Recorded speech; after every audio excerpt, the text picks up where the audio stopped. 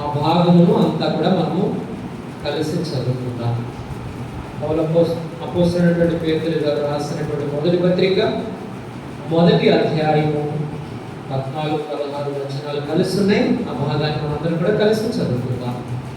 నేను పరిశుద్ధులనై ఉన్నాను కనుక మీరు పరిశుద్ధులై ఉండని రాయబడినది కాగా మీరు విధేయులకు పిల్లలై మీ పూర్వపు అజ్ఞాన దశలో మీకుండిన ఆశలను అనుసరించి ప్రవర్తింపగా మిమ్మల్ని పిలిచిన వాడు పరిశుద్ధుడై ఉన్న ప్రకారం మీరు సమస్త ప్రవర్తనకు పరిశుద్ధుడై ఉండి ప్రభు సహాయం కొరకు ప్రార్థన చేస్తున్నాం. మోకరించగలిగిన వారు మోకరించడానికి, ఆరోగ్యం సహకరించిన వారు మోకాళ్ళ మీద కొడతాము. స్త్రీలైతే ముసుగు వేసుకుని సరస్సు నుంచి ప్రభువుకి విధేయత చూపుతాం. ఒకవేళ మోకరించలేని వారికి దయచేసి లేచి నిలబడి ఆ ప్రార్థనలు ఏకీకరించవలసిందిగా ప్రభుత్వం తెలియపరుస్తాం.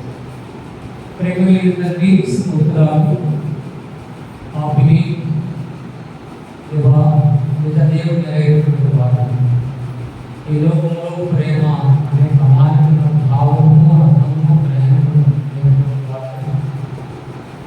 పాపము తింటూ పాపము వాసనై పాపము అలవాటు మారలేని మరే మానవుడు మాంసలేని స్థితిలో ఉండేలా నన్ను ప్రేమించి దేవా నా పాపం కొరకు ఈ సుఖంగానే ప్రభువా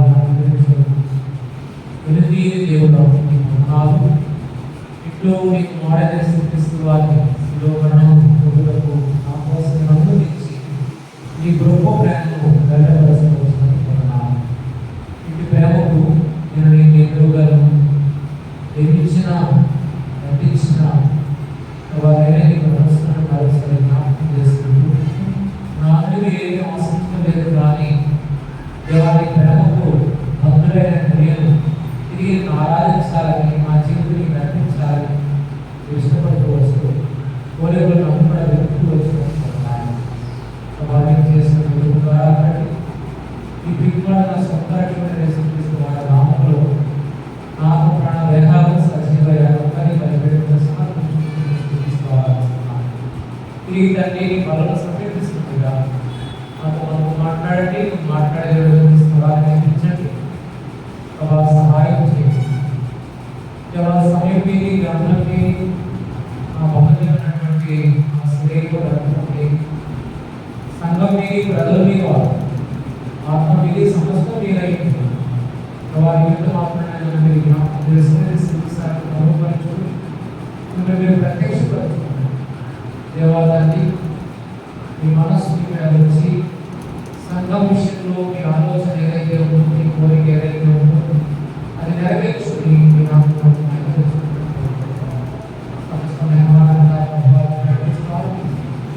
మీ రాష్ట్రీయులను మీ సన్నిధి తీసుకొచ్చిన ఉద్దేశం నెరవేర్చుకుని మీ నామం మీ పరిశుద్ధాత్మ అభిషేకము సహాయం ఆశిస్తుంది. దేశంలో వారి నామం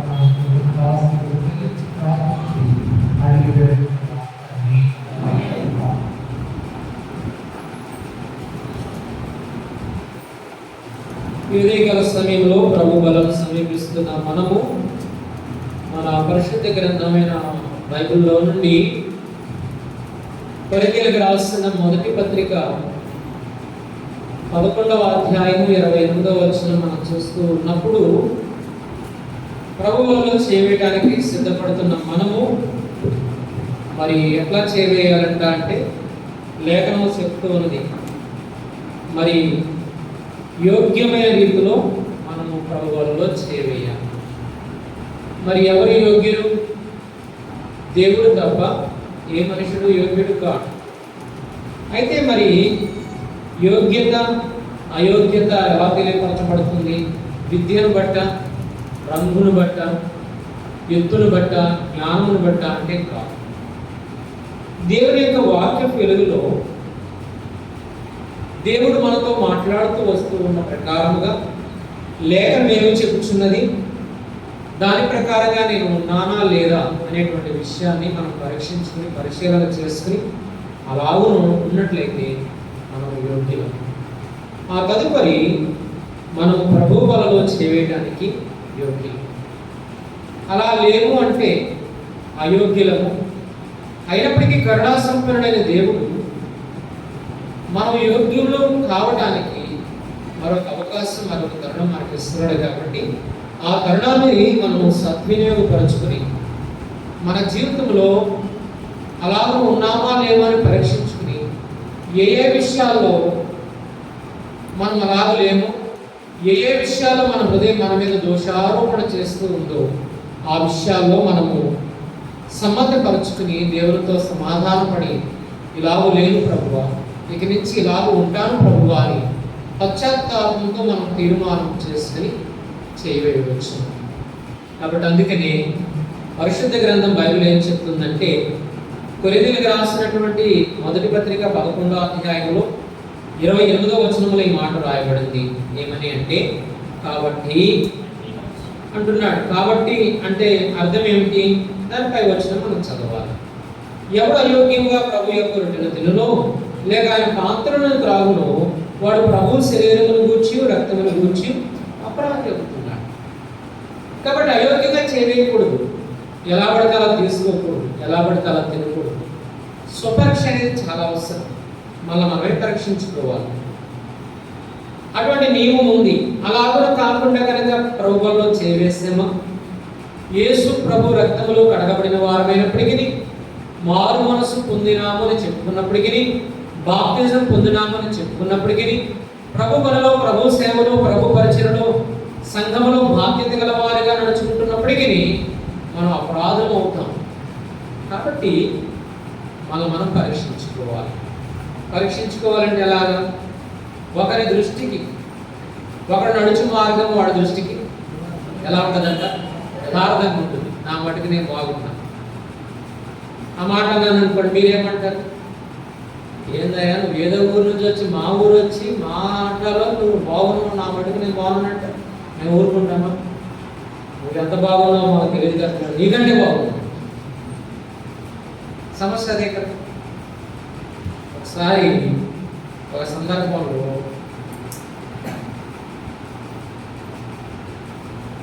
సీనియర్ ఆఫీసర్ ఫిల్ పంక్లో ఒక ప్రశ్న వేశారు, దేవుడిని సేవించడానికి కావాల్సింది ఏంటి అని.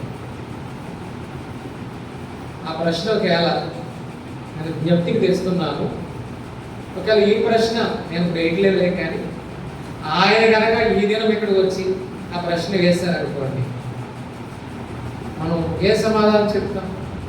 ఒకవేళ ఆయన పక్షంగా నేను అడుగుతాను, దేవుడిని సేవించడానికి కావాల్సింది ఏంటి? అలా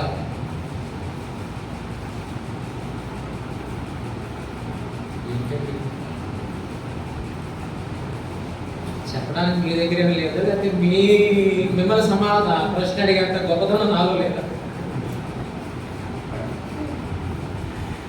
కదా?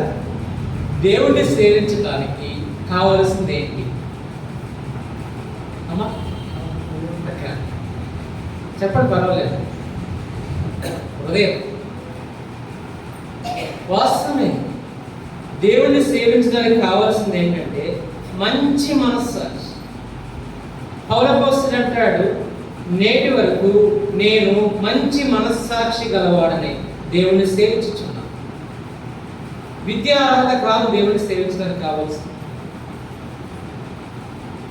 లేక భౌతికమైనవి ఏమీ కావు. కావాల్సింది ఏంటి? మంచి మనస్సాక్షి. ఎందుకనంటే ఈ మనస్సాక్షి మంచిగా ఉంటే మనం దేవుణ్ణి ఎలా సేవిస్తున్నామో అదే మనతో మాట్లాడుతుంది. ఎందుకంటే మన హృదయమే ఏంటంట? సుప్రీంకోర్టు. మన హృదయమే సుప్రీంకోర్టు. మరొక కోర్టుకి వెళ్ళవలసిన అవసరం మనకు లేదు. అమెరికా అధ్యక్షుడు బిల్ క్లింటన్ గారు, ఆయన గుర్తులేదు, ఆయన ఒక కేసులో ఆయన ముద్దాయిగా కోర్టులో నిలబడినప్పుడు జడ్జి ఒకే మాట అడిగాడంట, చేసావా లేదా అంతే. ఆ మాట అడిగినప్పుడు ఏమి ఆయన మాట్లాడుకున్నా, అమెరికా అధ్యక్షుడు అంటే మాటలు తప్పుకోవచ్చు, ఎన్నిటి నుంచైనా తప్పుకోవచ్చు.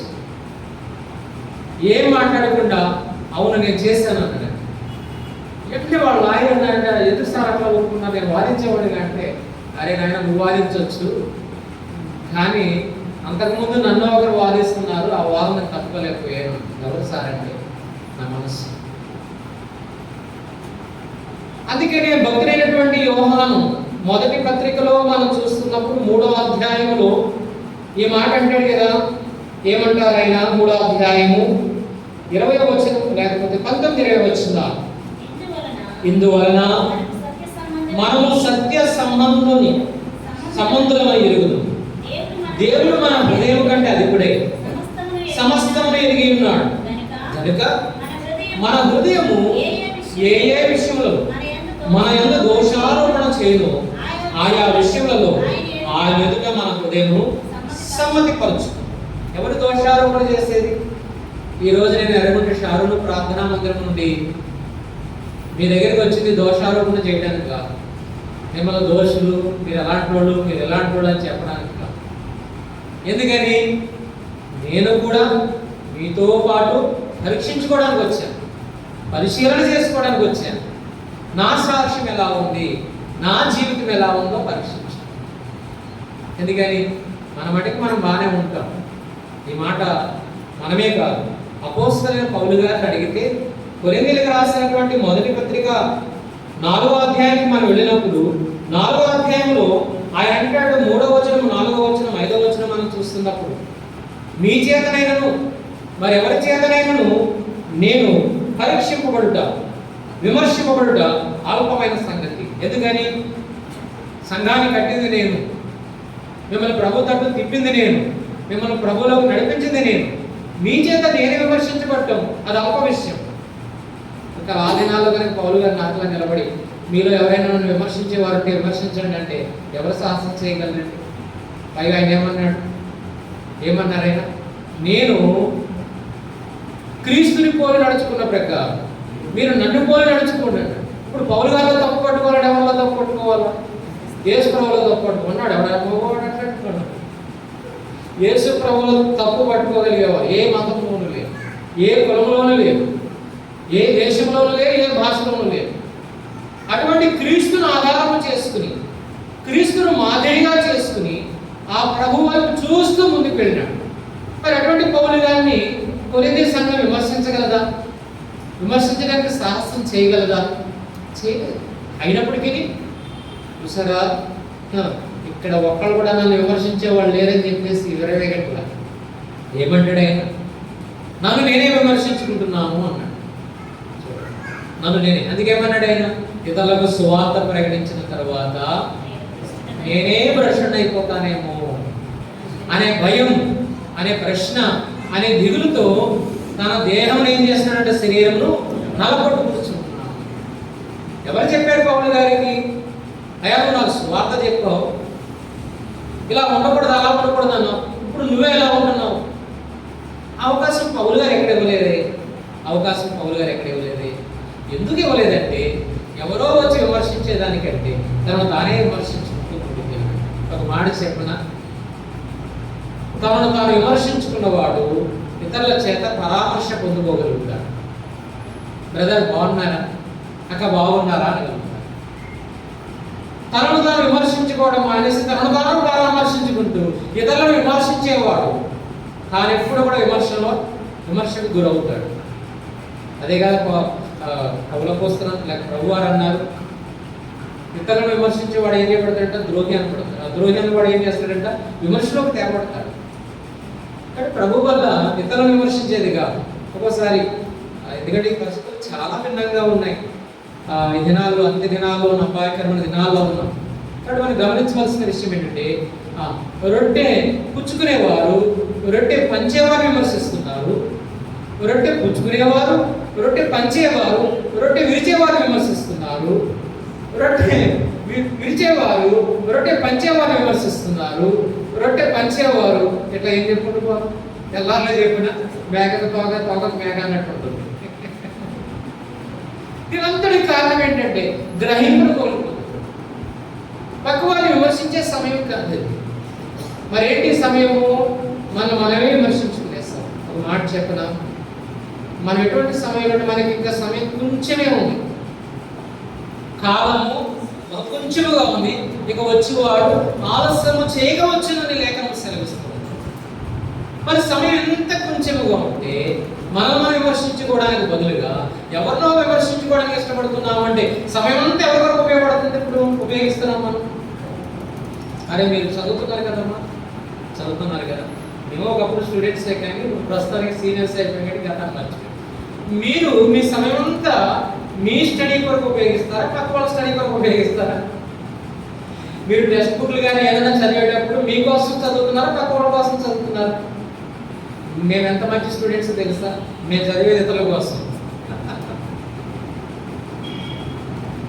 వాళ్ళు ఫస్ట్ క్లాస్లో పాస్ అవడానికి, మంచి మార్కులు రావడానికి కారణం ఏంటంటే వాళ్ళు చదివేది వాళ్ళ కోసం, వాళ్ళు పరీక్షించుకునేది వాళ్ళ కోసం, వాళ్ళు గడిపేది వాళ్ళ కోసం, సమస్త వాళ్ళ వరకే సమయాన్ని కేటాయిస్తున్నారు. అందుకే వాళ్ళు పరీక్షల్లో పాస్ అవుతున్నారు.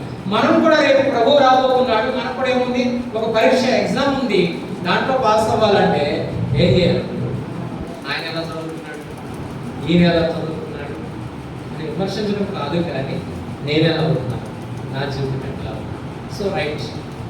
అందుకని పౌలు గారు ఏమంటారంటే కొరింథీయుల మొదటి పత్రిక 4వ అధ్యాయం మనం చూస్తున్నప్పుడు ఆయన ఈ మాట అంటాడు, నాకు దోషమేమీ కానరావట్లేదు, కానీ ఆయన సమర్థించుకుంటున్నా, సంఘమును విమర్శించట్లేదు, నన్ను నేను విమర్శించుకున్న నాలో దోషం కనబడట్లేదు, ఐఎమ్ గుడ్ అనుకుంటున్నా. మరి ఏమనుకుంటున్నాడు? ఇప్పుడు మళ్ళా దేవుని దగ్గరికి వెళుతున్నాడు, దేవా నీవే నన్ను విమర్శించు. దైవజనుడు భక్సింగ్ గారు ప్రతి రాత్రి పడక దగ్గరికి వెళ్ళేటప్పుడు పడుకోవడానికి ముందుగా ఈ మాట అనేవాడంటే 139వ కీర్తన 23, 24 వచనాలు తీసుకుని ఈ మాట అనేవాడు, దేవా నన్ను పరీక్షించుము, నన్ను పరిశీలించు, నన్ను పరీక్షించుము, పరీక్షించి నా అంతేంద్రియములను తెలుసుకుని నీకు ఆయాసకరమైన మార్గం నా ఎంత ఉన్నదేమో. ఎవరండి ఆ మాట పలికేది? ఎవరు? ఎలాంటి దైవజనుడు అయినా?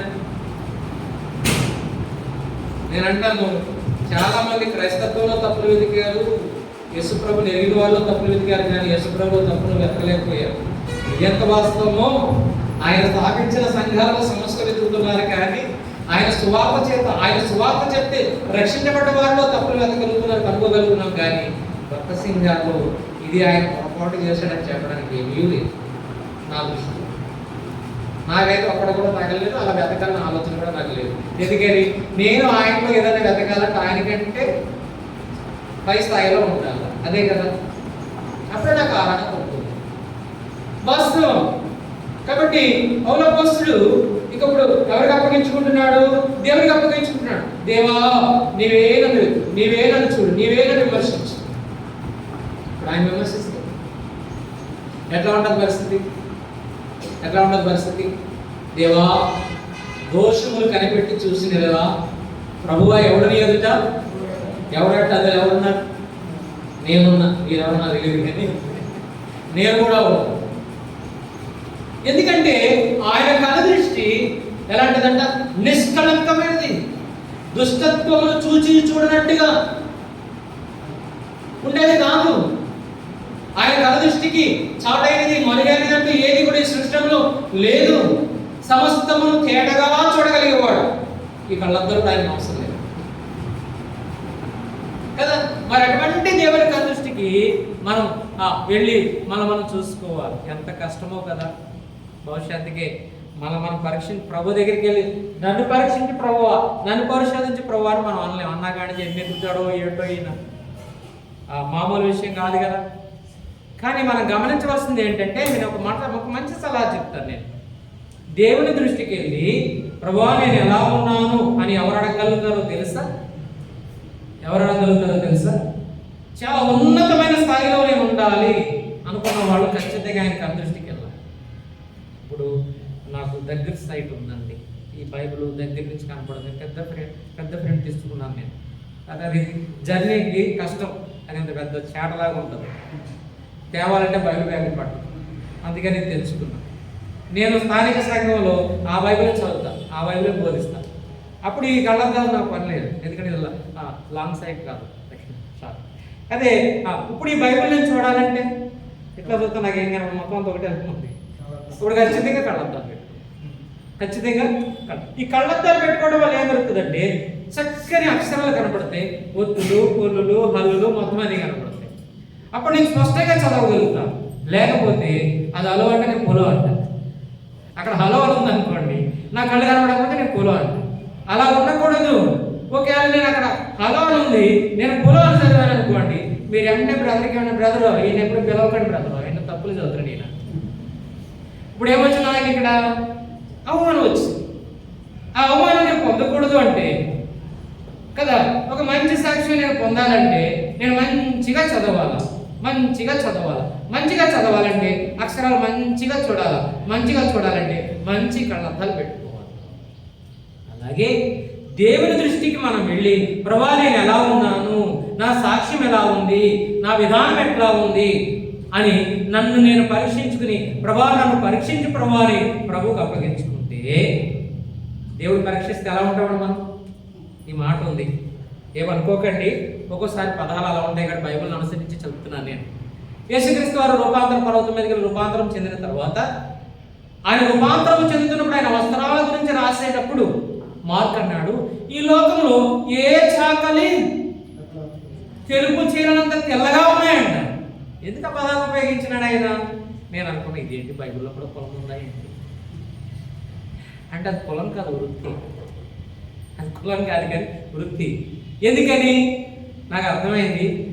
ఎవరన్నా ఆ సహోదరులు ఉంటే క్షమించండి, నేను కాదు కానీ మీ గొప్పతనం చెప్తున్నా. ఒకసారి నేను చేస్తున్నా అంటే, ఏంటి సార్ ఉతికే ఇస్త్రీ చేసిన సార్, ఇస్త్రీ చేయడం చూస్తే ఆ కలర్ మళ్ళీ అలాగే ఉంటుంది నా కలర్లో. ఏంది ఇది కలర్ ఎలాగే ఉంది, మట్టిపోవాలని ఏంటిది అంటే ఏమంటున్నా, మీరు చిన్నపిల్లలాగా బాగా మాపూరండి, నేను ఏడవద్దు, నేను ఏమన్నా. అప్పుడు నాకు అనిపిస్తుంది, అవును నిజమే, ఏంటో తెలియదండి వాళ్ళ వృత్తి, అది వాళ్ళకే తగు.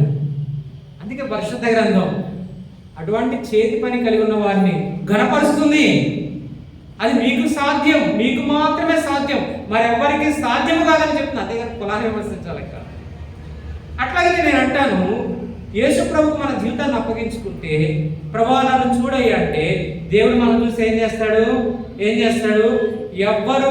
ఎవరు కూడా మనలోని దోషమును చూస్తారు, చూడడానికి కాదు. ఆయన ఎంత తెలివి చేసినా మనలో లోపాలు చూస్తానే ఉంటారు, చూడడానికి కాదు. చూసినా వాళ్ళలో ఎవరికి ఏ లోపము మనలో కానరాదు.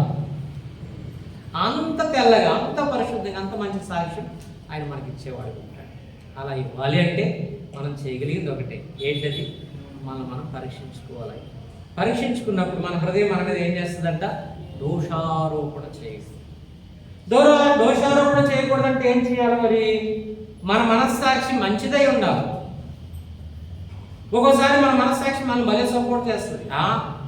అంత గొంతు చించుకుని అరుతున్నాడు కానీ ఆయన తిన్నంగా ఉన్నాడు, నువ్వు తిన్నంగా ఉంటాకి ఆయన అలాగే చెప్తాడు కానీ ఆయనకే దిక్కులేదు, నీకేముంది కానీ అన్నాడు. ఈ మాట అనేది ఎవరు? మన మనస్సాక్షి. అప్పుడు మనం అర్థం చేసుకోవాలి, మన మనస్సాక్షి ఒక్కోసారి మన మోసం చేస్తూ ఉంటుంది.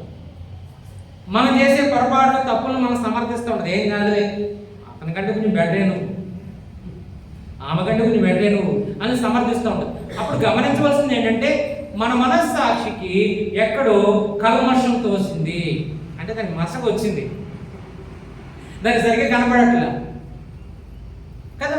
అప్పుడు మనం ఏం చేయాలి? ఖచ్చితంగా దేవుని దగ్గరికి వెళ్ళాలి, దేవుణ్ణి అడగాలి. దేవుణ్ణి అడిగితే మన మనస్సాక్షికి మించినది ఏంటో తెలుసా? దేవుని వాక్యం. అప్పుడు వాక్యం ఏం కూడా భయపడదు. ఎంత గొప్ప వ్యక్తి అయినా సరే నేరుగా అంటది, అరే నువ్వు పాపి అంటది. నేను ఈ బైబిల్ గ్రంథాన్ని ఆధారం చేసుకుని 1,00,000 పుస్తకాలు, డిక్షనరీలు లేకపోతే నిఘంటులు రాసిన వ్యక్తి అయినప్పటికీ నాలో లోపం ఉంటే కనుక వాక్యం ఉంటుంది, అరే నువ్వు పాపి అంటది. అంతే. అమ్మ బాబోయ్ నేను ఇట్లా పాపిపోయానండి, ఇదిగో నేను లోపం ఉంది. అప్పుడు ఏమంటే ఏం చేయాలి? బాబు అయితే మరి ఇప్పుడు నా మనస్సాక్షి కూడా ఎందుకు పని చేయలేదు అంటే, అది ఎక్కడో దానికి మైలు అడ్డుపడింది, అపవిత్రత చోటు చేసుకుంది. దీన్ని పరిశుద్ధ గ్రంథం ఏమంటుందో తెలుసా? మారు మనస్సును కోల్పోవడం. మారు మనసు కోల్పోవడం అంటే ఏంటి? మారు మనసు పొందడం అంటే ఏంటి? మారు మనసు పొందడం అంటే అందుకే దినాల్లో జ్ఞాపకం చేసుకోవాల్సిన విషయం. చాలాసార్లు మేము కూడా మారు మనసు పొందాం అంటే పాపం తెలియకుండా మేము అడుగుతాం, తెలియకుండా మేము పొందేసామన్నా ఎప్పుడు ఎప్పుడు ఓకే అంటే అసలు పొందేవలేదు, మీకు తెలియదు, మీరు పొందేయడం లేదు, మాకు తెలియదు, అసలు మేము పొందడం లేదు, మాకు అర్థం కాదు. నిజమే. కొంతమంది గురించి ఆలోచించినప్పుడు వాళ్ళ మీద రావాల్సిన డౌట్ నా మీద నాకే వచ్చింది. అసలు నాకుందా లేదా మారు మనసు అంటే నేను ప్రభువుని అడుగుతూ వచ్చింది. అయితే దేవుడు ఖచ్చితంగా చూపించాడు.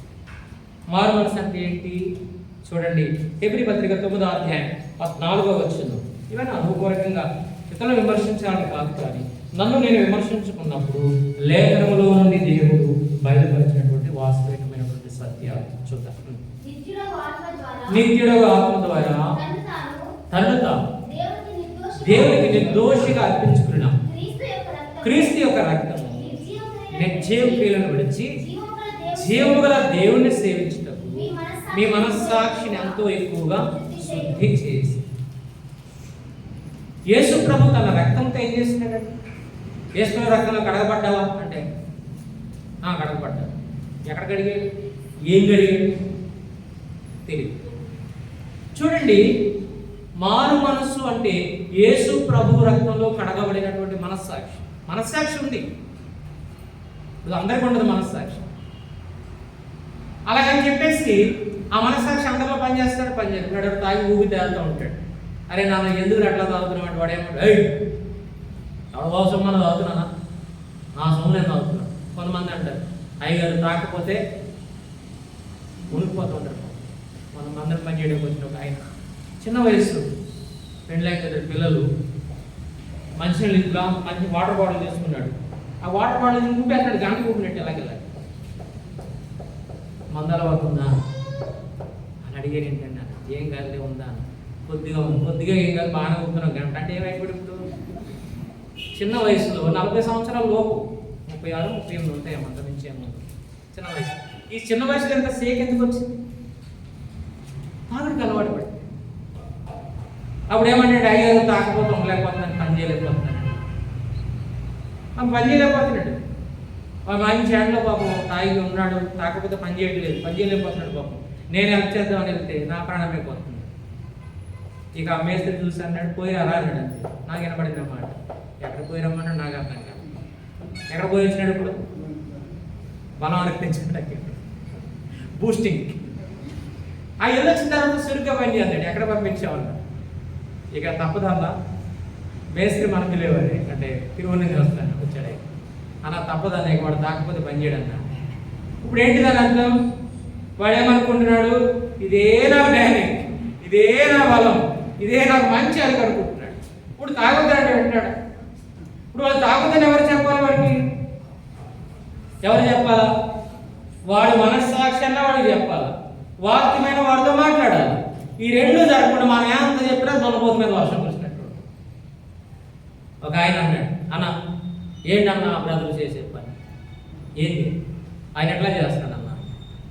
అవునా, ఆయన దగ్గరికి లేడు బ్రదర్ ఎట్లా చేస్తున్నారంటే ఆయన అన్నాడు, ఆయన తక్కువ తిన్నాడు, ఆయన ఎట్లా చేస్తున్నాడన్న. సరిపోయింది సాంబార్. ఇంకెవరో చెప్పాలి, మనం ఎవరో చెప్పాలి సేవకులు చెప్పాలి. ఆయనేమో ఈయన లోపం చూస్తున్నాడు, ఈయనేమో ఆయన లోపం, ఇద్దరు లోపం ఉంది, ఇద్దరితో లోపమే. నేను అర్థం చేసుకుని ఆలోచించాను, ఏం ప్రభావ ఎట్లా ఉన్న పరిస్థితి, ఏం చెప్పాలా. ఇప్పుడు ఒకటే నీ మనస్సాక్షి పనిచేయకపోతే నీకెవరైనా మంచి చెప్తున్న వారిలో కూడా నువ్వేం చూడగలుగుతావు అంటే లోపాలే చూడగలుగుతావు. నీ మనస్సాక్షి పనిచేస్తుంది అనుకో, అవతల వ్యక్తులు ఎన్ని లోపాలైనా ఉన్నాయి, మనకు అనవసరం. అవును కదా, నిజమే కదా, నాలుగే లోపం ఉంది కదా.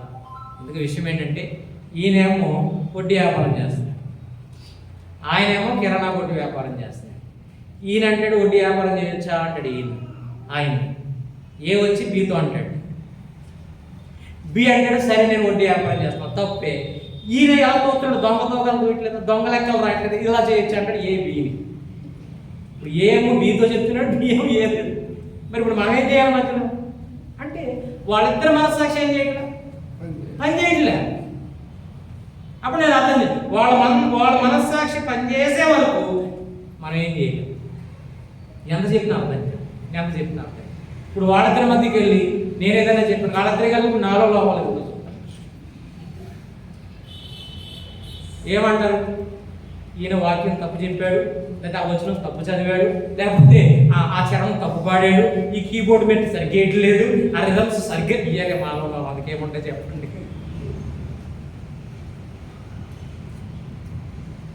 గమనించవలసిన విషయం, క్రైస్తవ సమాజానికి పట్టిన చీడ ఏంటో తెలుసా?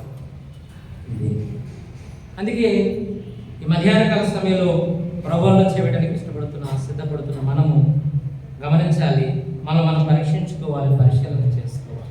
పౌలు అపోస్తలుడైన ప్రతి మనుషుడు తనను తాను పరీక్షించుకోవాలి. ఎవరిని వాళ్ళే పరీక్షించుకోవాలి, మరొకరు కాదు. అట్లా పరీక్షించుకోవాలంటే మన మనస్సాక్షి ఏం కావాలా? మంచిది అవ్వాలి.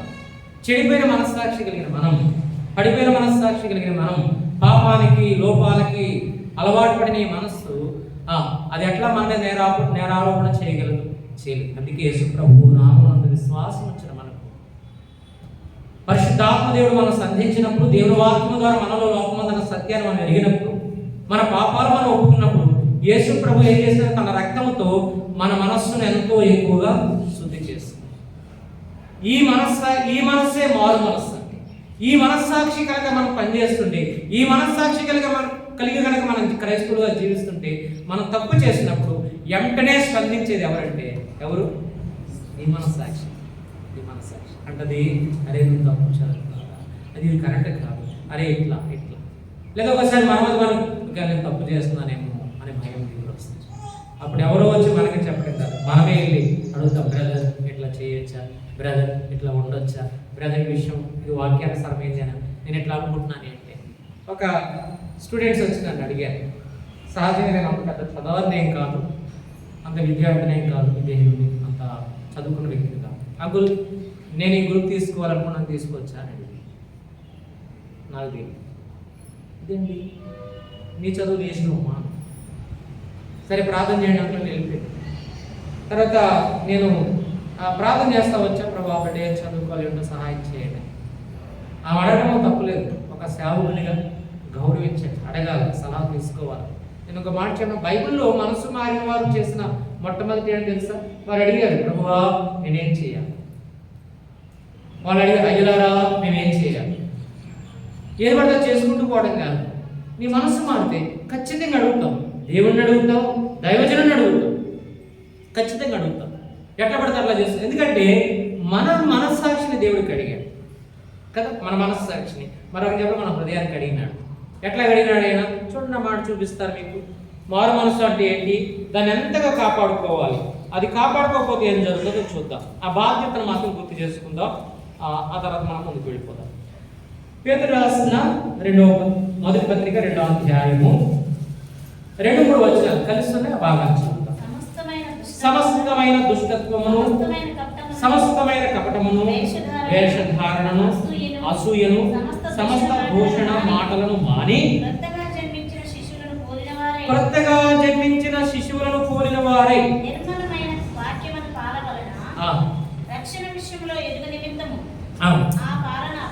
చూడండి. తిరిగి జన్మించడం మనం ఎక్కువగా ఉపయోగించే పదం హెబ్రోన్. తిరిగి జన్మించినవా, మారు మనసు పొందినవా అంటాం. తిరిగి జన్మించడం అంటే ఏంటి? నీకు ఉదయం అదే అక్కడ ఆశ్చర్యపోయాడు, ఓ అబ్బా ఈయన కూడా వచ్చి తిరిగి జన్మించేవాడు ఏంటి?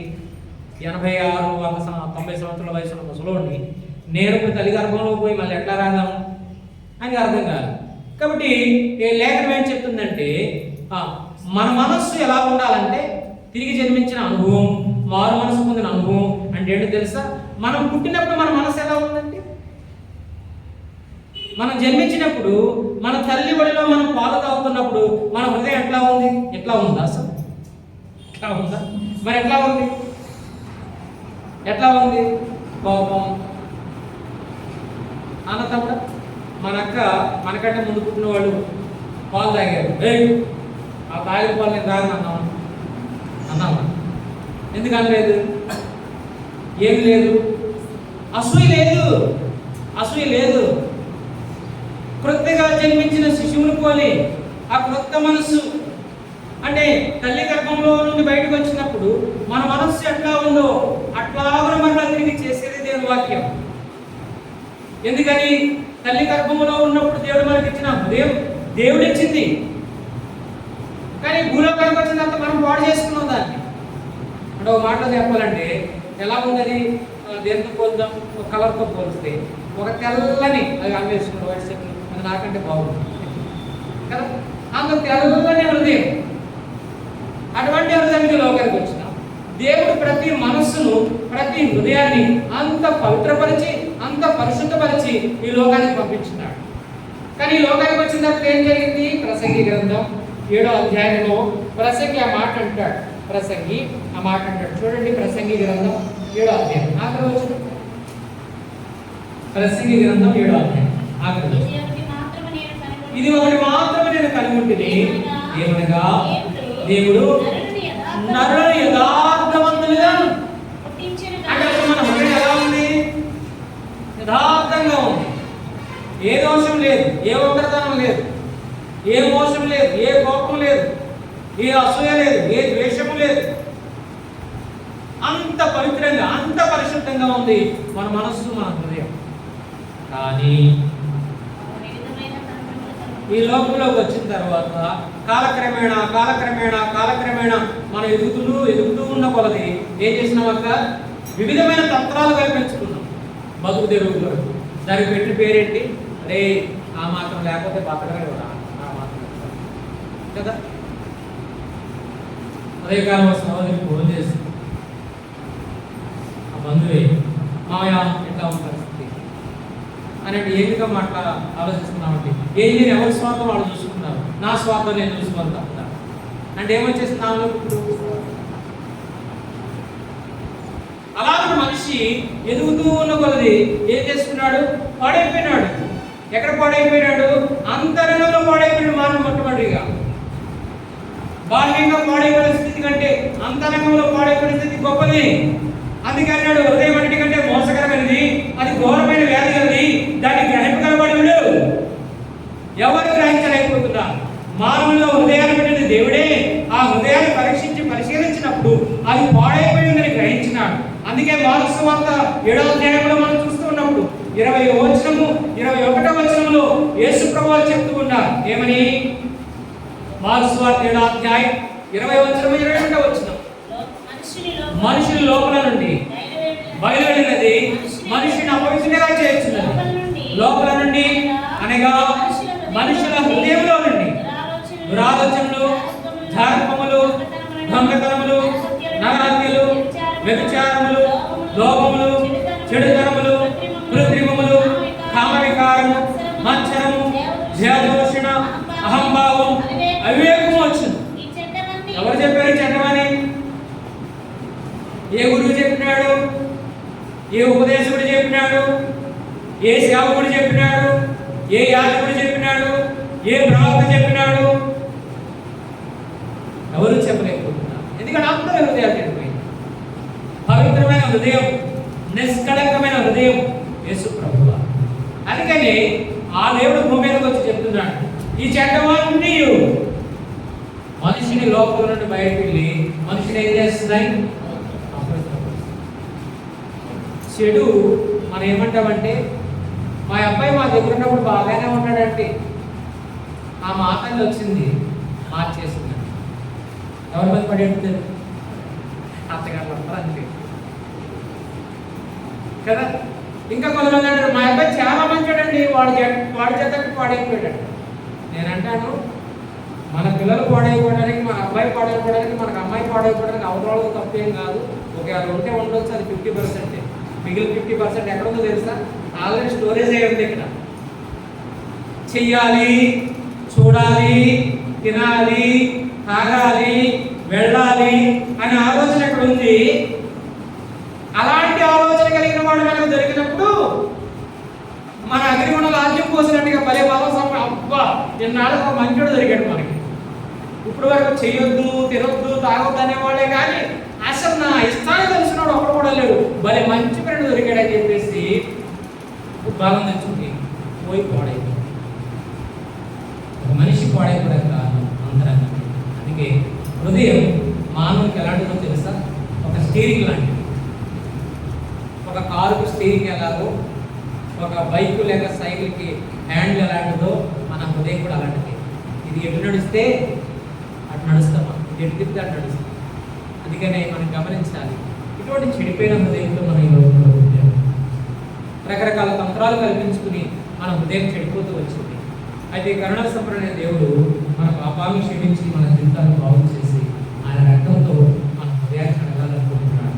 అందుకే 9వ అధ్యాయం హెబ్రీ పత్రిక 14వ వచనం ప్రకారం ఆయన నిత్యుడగు తండ్రి తను నిర్దోషమైన మరిగా అర్పించుకున్నాం.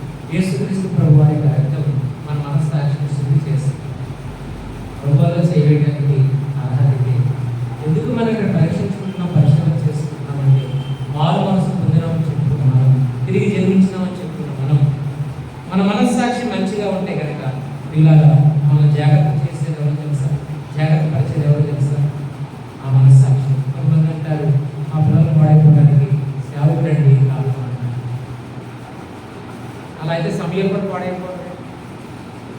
పాడైపోలేదు, అవునా కదా? పాడైపోయాడు సమయం. ఎందుకని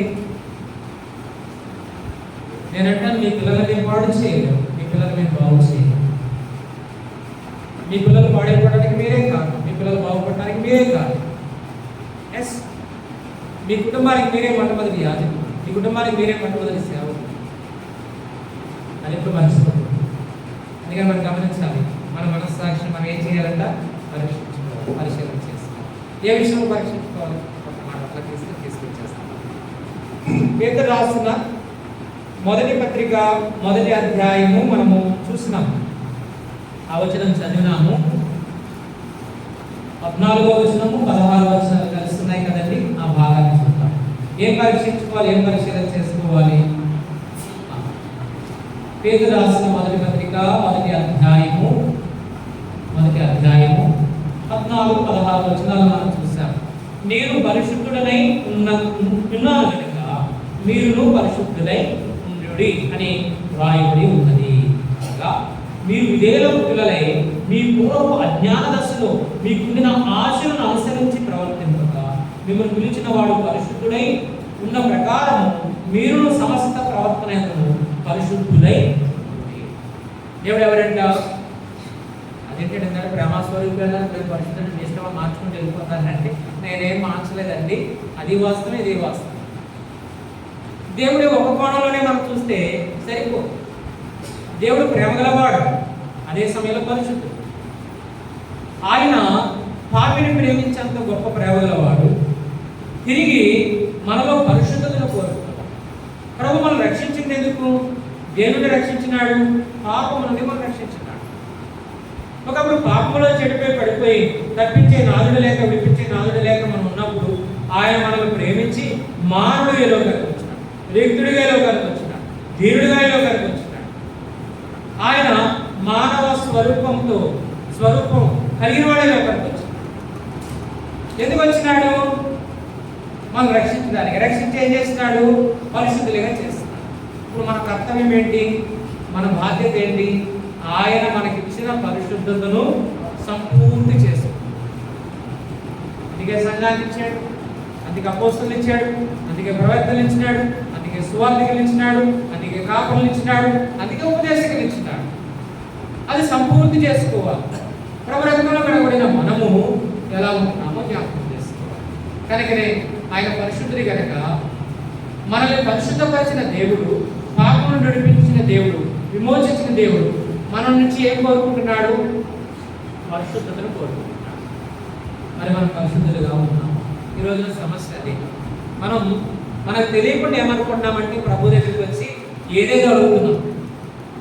నేనంటాను, దేవుని దగ్గర మనం అడిగేవన్నీ కూడా ఈజీగా మనం పొందుకోవచ్చు. కానీ కష్టమేంటో తెలిసే దినాలు డబ్బు సంపాదించడం చాలా ఈజీ. ఈ దినాలు నువ్వు ఇంట్లో కూర్చుని హ్యాపీగా సంపాదించవచ్చు, పేనగాలి కింద కూర్చునే సంపాదించవచ్చు, బయటకు వెళ్ళే పనే లేదు. అటువంటి టెక్నాలజీ వచ్చింది. విద్య కూడా చాలా ఈజీ. పూర్వ దినాలు ఏదైనా నేర్చుకోవాలంటే మాకు గైడ్స్ ఉండేవి కాదు. గైడ్ కొనాలన్నా డబ్బులు ఉండేవి కాదు. ఎక్కడో క్లాసులో వాళ్ళ దగ్గర ఉండేది. అక్కడికి పోయి వాళ్ళని మళ్ళీ పేపర్ మీద రాసుకుని వచ్చి చదువుకోవచ్చు. ఇప్పుడు మీకు ఎంత ఈజీ. నీకు ఉండే కొద్ది నోట్బుక్లు ఉండవు, గైడ్ కూడా ఉండదు. ఏమంటే ఒక ల్యాప్టాప్ పట్టుకుని పోతాయి. ఎంత ఈజీ. ఎందుకని ఒక్క మొబైల్ దగ్గర ఉండొచ్చు. ఒక ల్యాప్టాప్ మీ దగ్గర ఉంటే సార్ ప్రపంచంలో బుక్స్ అన్నీ అందులో ఉన్నాయా లేదా?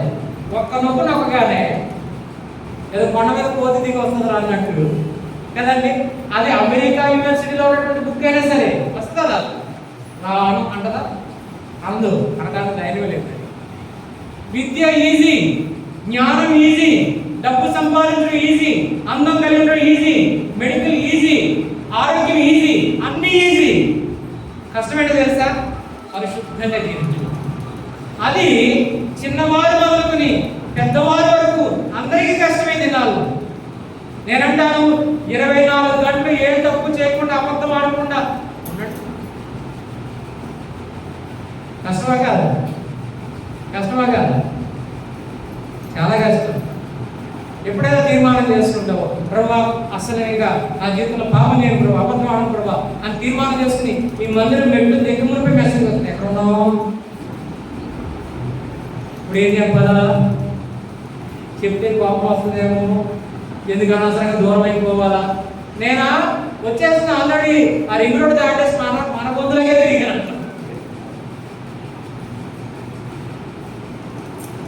ఎందుకంటే రోజు ఈ టైం ప్రతి ఆదివారం ఈ టైం వరకు ఉందిగా ఆరాధన. ఏంటి ఇప్పుడు దాకా ఉన్నాడే? ఎవడో నల్లగా ఉన్నాడండి, మీసం కోడి వదులుతాడేమో వదలదు. ఏం చేస్తాం మరి? అందుకని ఏం చేస్తామంటే కష్టం. ఎందుకు కష్టం అవుతుంది? ఈ దినాల్లో సంఘంలో చూస్తున్నప్పుడు పరిశుద్ధులు పరిశుద్ధత కొనసాగించుకోవాలి.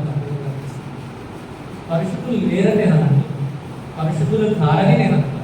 ఇప్పుడే తీసుకునే రక్తంలో కనబడ్డాము, అప్పుడే మనం పరిశుద్ధులు. మీరు చూడండి, కొరింథీ పత్రికలో కూడా పరిశుద్ధులనే పిలుస్తున్నాడు పౌలపోతుడు సంఘాన్ని. ఎన్ని లోపాలు ఉన్నాయండి అక్కడ?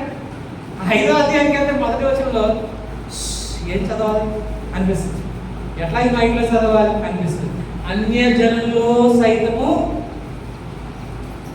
లేనటువంటి అపచారం అక్కడ ఉందంటాడు. అయినప్పటికీ మొదటి అధ్యాయం ఏమంటాడు? పరిశుద్ధులము అంటాడు. పరిశుద్ధులే, మనం కూడా పరిశుద్ధులమే. ఎటువంటి పరిశుద్ధులం? ఆయన మాట గుర్తొచ్చింది. Operation success, patient death. ఎట్లా ఉంది పదం? ఎలా చదువుకున్నవాడు? Operation success. ఆపరేషన్ చేయడానికి డాక్టర్ బయటకు వచ్చారు, ఆయన చేతులు గట్టుకుని గాజు తీసుకుంటూ అమ్మా సక్సెస్ అన్నాడు. మన మీద పేషెంట్ చనిపోయింది. ఏమన్నప్పుడు దీన్ని? ఈ రోజున విశ్వాసుల జీవితాలు కూడా అలాగే ఉన్నాయి. విశ్వాసుల జీవితాలు అలాగే ఉన్నాయి.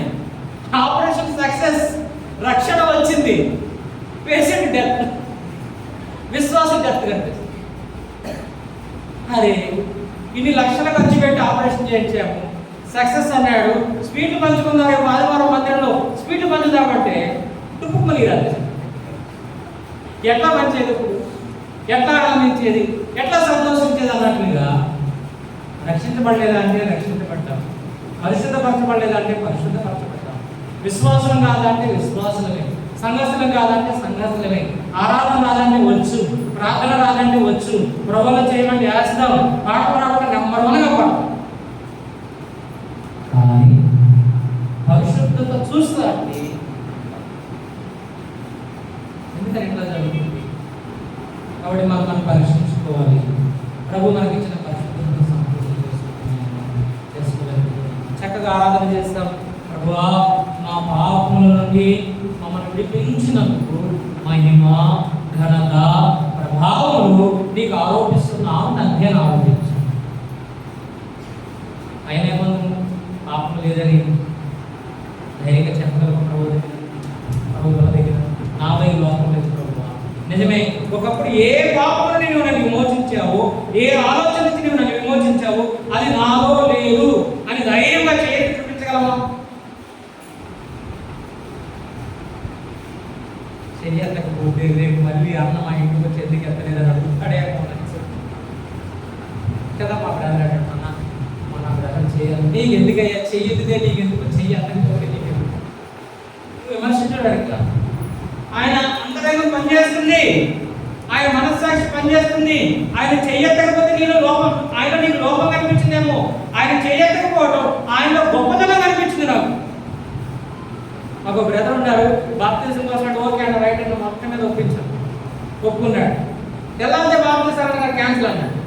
ఏం కర్మ రా నాయన, ఎలా వచ్చి వచ్చిందా మాకు ఇంటికి వెళ్ళా మరి గమ్మపోయి అన్న ఏంటన్నా పోలేదు నన్ను నేను తీసుకున్నాను మరి వెళ్ళా మరి దేని అన్న అప్పుడు దాన్ని ఏంటి ఏమైంది అసలు ఏంటి సమస్య అంటే సమస్య ఏం కాదు నువ్వే సమస్య ఏందన్నా ఏమన్నా కౌన్సిలింగ్ ఇచ్చేటప్పుడు వారపడికి మానొద్దు, వారపడికి మానకుండా నేను రాగలుగుతానా, నువ్వేమో మాంది ఊరుకోరంటున్నావా? నేను డ్యూటీకి పోవాలి, గవర్నమెంట్ ఆఫీసర్, నేను డ్యూటీకి పోవాలి, ఎట్లా కుదురుతుంది? కాబట్టి బాప్తిజం క్యాన్సిల్. ఇప్పుడు ఏం చేయాలి? సంతోషించాను అన్నా, బాప్తిజం కావాల్సిన ఈ మనసు, ఈ భయమే. నేను ఏదైనా చేయగలని గర్వంతో తీసుకోవడం కాదు, ఆ భయంతో, ఆ విధేయతతో, అదే విరిగి కలిగిన మనసు అంటే నేను ఎక్కడైనా తప్పిపోతానేమో అని భయమే మనం జాగ్రత్తగా తీసుకెళ్తాం. ఆయన పర్ఫెక్ట్ అనేటువంటి ఆ ధీమా, ఆ ధైర్యం, అతిశయం అంతా చూసారా, ఇది నాశనానికే తీసుకెళ్తాం. ఖచ్చితంగా నువ్వే నా రెండు వాళ్ళు ఇక తప్పించుకుంటాడా అదేంటన్నా అవునన్నా ఈ భయమే కావాలి. మరి ఎట్లా కన్నా నీ వంతు నువ్వు నిలబడు, నువ్వు బలపరుస్తాడు. విచిత్రం చెప్పనా, ఆయన బాప్తిజం తీసుకున్నారంటే ఇప్పటికి ఒక్క వారపొడికి కూడా బాగుంటుంది. అక్క ఆయన కంటే మొదలు వస్తుంది. ఇప్పుడు ఆయన అంటాడు బండి స్టార్ట్ చేసి, అన్నా ఈరోజు నేను లేట్గా రావడం కారణం అక్కే. ఏమన్నా అంటే రానంటదే, వస్తావా నన్ను వెళ్ళిపోమంటావా, చెప్పు టైం అంటే టైం అన్నాడు. ఇక పని చేసి కావచ్చు మరి బండి ఏక అంటే అవంటది ఏం చెప్పుకుంటే ముందు వచ్చిన చెవులు కంటే వెనకొచ్చిన కొమ్ములు బలంగా ఉన్నాయి. అవి ఎట్లా ఒప్పుకోగలరు? కాబట్టి మనస్సాక్షి ఏంటంటే మనస్సాక్షి ఖచ్చితంగా మనలో చూడండి. అయితే మరి ఏంటి పరిష్కారం? పరిశుద్ధంగా ఉండాలని మాకు తెలుసండి, పవిత్రంగా ఉండాలని మాకు తెలుసండి. ఇది చూడకూడదు, ఇది మాట్లాడకూడదు, ఇలా ఉండకూడదు, ఇలా ఉండకూడదు అని మాకు తెలుసండి. కానీ ఉండలేకపోతున్నామండి. ఏంటి మరి? ఎందుకంటే లోపం చూపించాం, లోపం చెప్పాం, పరిష్కారం చూపకపోతే నేను మిమ్మల్ని నిందించడానికి వచ్చినప్పుడు అది నా పని. నా పని ఏంటి? సమస్యలు చెప్పాలి, సమస్యకు పరిష్కారం చూపించాలి. పరీక్షించుకోకపోవడం మీ ఇష్టం. నేను మిమ్మల్ని ఒప్పింప చేయడానికి రాదు. ఒప్పింప చేసేది ఎవరంటే పరిశుద్ధాత్మ దేవుడు. పరిశుద్ధాత్మ దేవునికి మీరు లోబడితే, విధేయులకు పిల్లల వలె లోబడి జీవిస్తే, ఖచ్చితంగా పరిశుద్ధాత్మ దేవుడికి మీరు లోబడేవారు ఉంటే మిమ్మల్ని మీరు పరీక్షించుకుని సరి చేసుకుంటారు. చూడండి సమస్యకు పరిష్కారం ఏంటి? చూడండి రోమపత్రిక, మనము దేవుడు మనకిచ్చిన పరిశుద్ధతను సంపూర్తి చేసుకోవాలంటే ఏం చేయాలి? చూడండి, ఇప్పటికే బాప్తిజం తీసుకున్న వారై ఉండొచ్చు, బాప్తిజం కొరకు సిద్ధపడిన వారై ఉండొచ్చు, బాప్తిజం తీసుకుంటానికి భయపడి వెనకంజ వేసేవారైనా కావచ్చు. మీరు ఎవరైనా సరే ఒక్కసారి ఈ అధ్యాయాన్ని తీసి ఇందులో ఉన్న సత్యాన్ని చదివితే ఈ వాక్యము, ఈ లేఖనం మీకు ఎంతో సహాయపడుతుంది. ప్రభు వచ్చేంత వరకు ఈ లోకంలో పరిశుద్ధతను కాపాడుకుంటూ ముందుకెళ్ళడానికి చాలా ఈజీ. అటువంటి సహకారమైనటువంటి వచనం ఇది. ఏంటది? రోమపత్రిక 6వ అధ్యాయం. రోమపత్రిక 6వ అధ్యాయం. ఈ 6వ అధ్యాయంలో ఈ మాట చూద్దామా? 17వ వచనం. 17వ వచనం. పాపమునకు దాసులై ఉండిరి గాని ఏ ఉపదేశ క్రమమునకు మీరు అప్పగింపబడుతారో దానికి హృదయపూర్వకంగా లోబడిన వారే పాపము విమోచింపబడి నీతికి దాసులైంది. ఇందుకు దేవునికి స్తోత్రం. మీ శరీర బలహీనతను బట్టి మనుషుల రీతిగా మాట్లాడుచున్నాను. ఏమనగా అక్రమము చేయటకు, అపవిత్రతకును, అక్రమమునకును మీ అభిములను దాసులుగా ఎలాగో అప్పగించుతో అలాగే పరిశుద్ధత కలుగుటకే ఇప్పుడు మీ అభిములను నీతికి దాసులుగా అప్పగించారు. ఎందుకు యేసు ప్రభువును నమ్ముకున్న తర్వాత కూడా, రక్షణ పొందిన తర్వాత కూడా, బాప్తిజం తీసుకున్న తర్వాత కూడా, వాక్యాన్ని బోధించే అనుభవంలో కూడా, దేవుని పని చేస్తూ కూడా లోకములో వాక్య విరుద్ధమైన వాటిలో జీవిస్తున్నావు అంటే కారణం చెప్పనా? నీ అభివాలను ఏం చేయక నీతికి దాసులుగా అప్పగించారు. చూడండి, ఒకప్పుడు మనం పాపులమైనాం. ఎలా పాపులమైనాం? నేను పాపిని అవడానికి కారణం ఏంటో తెలుసా? నా అవయవాలన్నిటినీ పాపానికి అప్పగించాను కాబట్టి ఈ అవయవాలన్నిటినీ పాపానికి అప్పగించి వీటి ద్వారా పాపం చేశాను కాబట్టి పాపిని ఓరగానే పాపిని కాదు, ఓరగానే పాపిని కాదు. అదే దీన్ని ఏమంటారంటే కర్మ ఫలము అంటారు, ప్రవర్తన అంటారు, క్రియలు అంటారు. అప్పటి క్రియల వల్ల మనకి ఏం తగ్గి ఉంది అంటే కింద వచ్చినాము సిగ్గే తగ్గింది. ఇది ఆరాధ్యం. కాబట్టి అలాగే ఏమందాము కృప విస్తరించలేక పాపం ఏదో నిలిచిందమో అంటాడు, అదే ఆరాధ్యం మొదలు వచ్చు. అలాగా రావు. మరేం చేయాలి? పరిశుద్ధులుగా ఉండాలి. ఎట్లా పరిశుద్ధులు కాగాలి అంటే ఇక్కడ ఒక లాజిక్ చెప్తున్నాడు పౌలు అపోస్తలుడు. ఏంటంటే ఒకప్పుడు మీరు పాపలుగా ఉండడానికి కారణం ఏంటంటే, పాపం చేయడానికి కారణం ఏంటంటే మీ అవయవాలను పాపానికి అప్పగించారు, ఉపయోగించారు. అబద్ధం ఆడటానికి నాలుగును పెదాలను ఉపయోగించుతారు కదా, తినకూడదు అపవిత్రమైన తినడానికి పళ్ళను ఉపయోగించుతారు, అపవిత్రమైన కార్యాలు చూడడానికి కళ్ళను ఉపయోగించినారు, అపవిత్రమంతటికి ఈ నడిరెత్తి మొదలు అధికారుల వరకు ప్రతి దాన్ని ఉపయోగించుతారు. ఏం చెప్తుంది? ఇప్పుడు పవిత్రత కొరకు ఏం చేయాలా? అవే అవయవాలను నీతికి దాసులుగా ఆ నీతిని సాధనం చేయడం వరకు మనం అప్పగించుకోవాలి. ఈ దినాల్లో నీతికి అవయవాలను అప్పగించలేదు.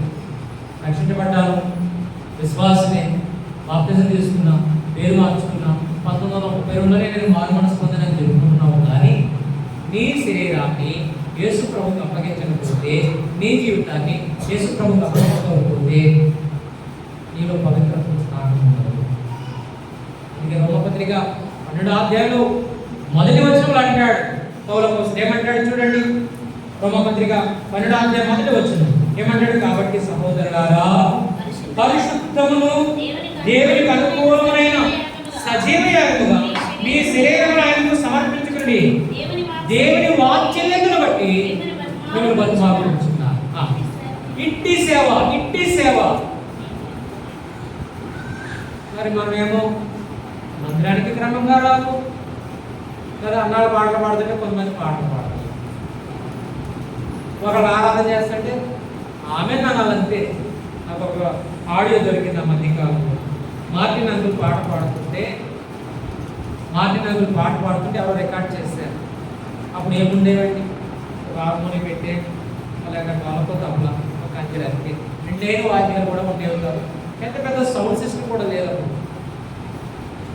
ఏమంటే నేను గమనించింది ఏంటంటే ఆ ఆడియో విన్నప్పుడు చక్కగా అందరి స్వరాలు ఏర్పడుతున్నాయండి. అందరి స్వరాలు, ఆ సిస్టర్స్, బ్రదర్స్ ఇక్కడ పాడే సింగర్ వాయిసే కాదు, ఈ స్వరాలే కాదు, మైక్లో పాడే వాళ్ళ స్వరాలే కాదు, అందరి స్వరాలు చక్కగా వినపడుతుంటే అబ్బా మన లోకంలో ఏమైనా రికార్డ్ చేస్తారా ఏంటి అన్నాడు. మరి పాడతాం ఇక్కడ కూర్చున్నా. మరి నోటిని అబద్ధాలు కాకపోతే ఏమవుతాయి చెప్పు? నువ్వు నోటిని ఉపయోగించి పాట పాడబాయే. నేను అందుకే భజన వేరు, తర్వాత దాని ఏమన్నా ఆర్కెస్ట్రా వేరు. ఆర్కెస్ట్రాలో పాడేది విధానం వేరు, భజనలో పాడేది వేరు. చెప్పగలరా మీరు? భజనలో పాడే వాళ్ళకి ఆర్కెస్ట్రాలో పాడే వాళ్ళకి తేడా ఏంటంటే తేడా చెప్పగలరు? ఎస్, భజన అంటే భక్తితో అందరూ పాడేది. ఆర్కెస్ట్రా అంటే నారాయణ గారు ఎవరు పాడుతున్నారు తలా తోగా లేకుండా వెళ్ళని ఆహా అదే పాడుతున్నారు సింగర్లు కాదు మీరు పాడాలంటే. అదే కదా ఇక్కడ జరిగేది. అంటే ఇక్కడ కష్టపడుతుంది అలా జరిగేది. ఇక్కడ అమ్మలు పాడాలంటే మా ఎందుకు ఏదో వచ్చామా ఇల్లేమా అన్నాడు. మరి అబద్ధాలు రాక ఏమంటే నేను ఒకటండి, ఏది నీతికి సాధనముగా, పరిశుద్ధతకు సాధనముగా ఎక్కడ నీ స్వరాన్ని ఉపయోగిస్తున్నావు? బైబిల్ చదవడానికి నీ నోరు ఎక్కడ తెలుస్తున్నావు? ఆమెన్ అనడానికి నీ నోరు ఎక్కడ తెలుస్తున్నావు? ప్రార్థన చేయడానికి నీ పెదాలు ఎక్కడ తెలుస్తున్నావు? ఇట్లానే కాదు, మన అవయవాన్ని దేవుని మందిరంలో దేవుని మనకు ఉపయోగించేవారు. దినాలు విచారకరమైన విషయం ఏంటో తెలుసా? సంఘాలు ఎవరస్తులు లేరు, పనిచేసే ఎవరస్తులు లేరు, పాటలు పాడే ఎవరస్తులు లేరు, వాయిద్యాల వారికి ఎవరస్తులు లేరు, పరిచర్య చేసే ఎవరస్తులు లేరు. మరి మన పాపంలో ఉన్నవాళ్ళు ఎక్కడ ఉంటారు? ఒకటి నేను వాడుకుంటే దేవుడన్నా వాడుకోవాలి, లేదా దెయ్యమన్నా వాడుకోవాలి. ఈ రెండింటికి మంచి నేను వాడుకునే ఆత్మ మరొకటి లేదు. అయితే పరిశుద్ధాత్మైన నిన్ను వాడుకోవాలా, లేదా దురాత్మగా నిన్ను వాడుకోవాలి? ఎవరు వాడుకుంటున్నారు? ఎవరి చేతిలో వాడబడుతున్నాం. యేసుప్రభు వారైతేనే విమోచించాడు. నేనేమి సందేహించట్లే, కించపరచట్లా, నిందించట్లా. ఆ పరిశుభ్రతను సంపూర్తి చేసుకోవాలని నేటి నుండి నిర్మాణం చేస్తాను. నేను ఒక రైతుడు ఒక సహోదరుడు వచ్చి నేను విన్నాను. ఆయన ఒక ఉద్యోగి, ఆయన ఒక ఎంఆర్ఓ ఆయన జాబ్ చేసుకునే వ్యక్తి. ఆయన గురించి నేను విన్నది ఏంటంటే, ఉంటే ఆఫీస్లో ఉంటాడు, లేకపోతే ఇంట్లో ఉంటాడంట. ఈ రెండు స్థలాలలో లేడు అంటే మందిరంలో ఉంటాడు. ఆ సాక్ష్యం మనకెందుకు ఉండకూడదు? ఉంటే స్టూడెంట్స్గా కాలేజీలో లేదా స్కూల్లో ఉండాలా, లేకపోతే ఇంట్లో ఉండే తల్లిదండ్రులకి హెల్ప్ చేయాలా. ఈ రెండు స్థలాలలో లేకుంటే మూడో ఎక్కడ ఉండాలి? మనం దేవుని మందిరంలో ఉంటాం. ఒక విశ్వాసగా ఎక్కడ ఉంటున్నాం?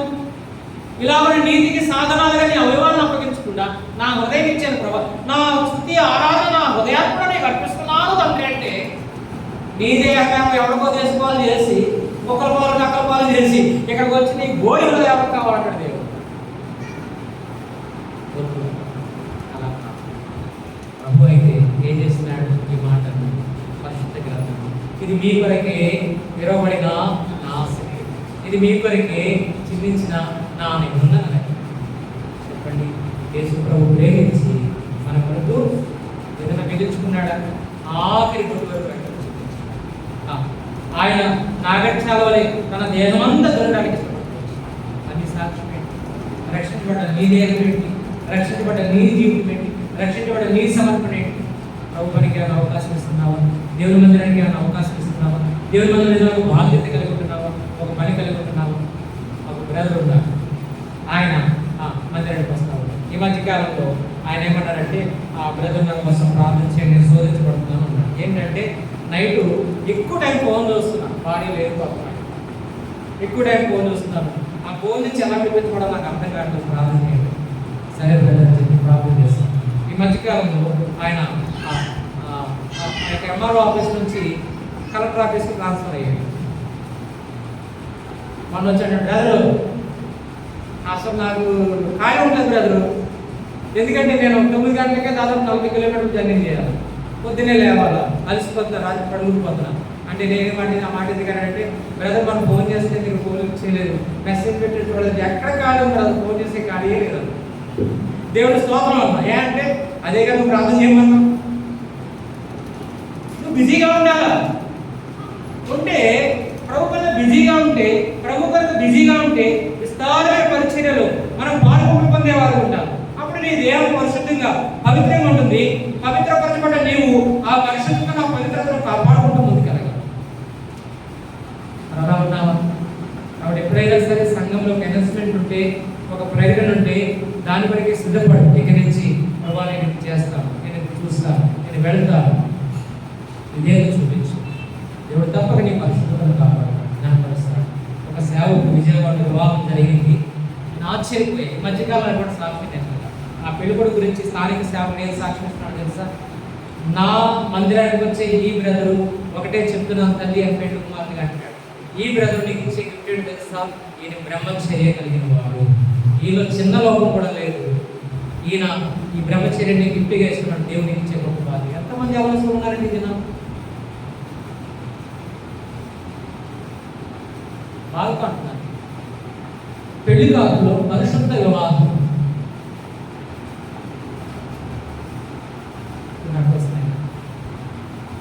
పరిశుద్ధ వివాహం పెళ్లి కాలం కానీ అప్పటికే ఎంగలేకరించి ఎందుకు ఉండలేకపోతున్నాను? ప్రభు పని చేయకపోతే ఈ దేహం ఎట్లా కాపాడుతుంది? ఈ పరిశుద్ధత ఎలా సంపూర్తి చేసుకుంటాం? కాబట్టి నేడే అనుకూల సమయం, ఇదే మంచి సమయం, తీర్మానం చేసుకో.